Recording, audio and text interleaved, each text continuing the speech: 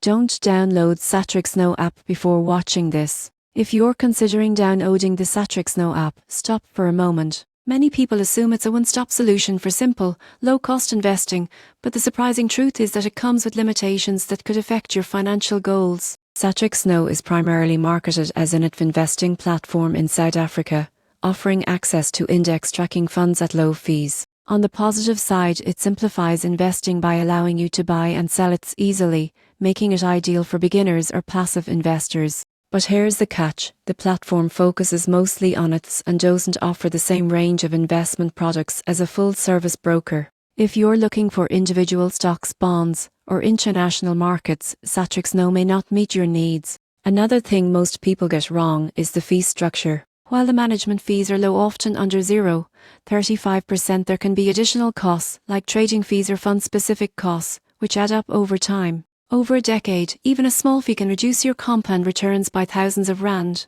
Tax implications are also limited. Unlike some more advanced brokers, SatrixNow doesn't offer built-in tax loss harvesting or advanced reporting. If you want to optimize your taxes on investments, you'll need to track this manually or use an external tool. The app is intuitive, and the interface is clean, which is a big plus for beginners. You can automate contributions and monitor performance, but it's best suited for investors who want a hands-off, passive approach. In conclusion, don't download SatrixNow app if you expect a fully diversified portfolio, access to multiple asset classes, or advanced tax tools. It's best for investors who want a simple, cost-effective way to invest in South African ETFs. Knowing these limitations before you start can save you frustration and help you pick the right platform for your long-term financial goals.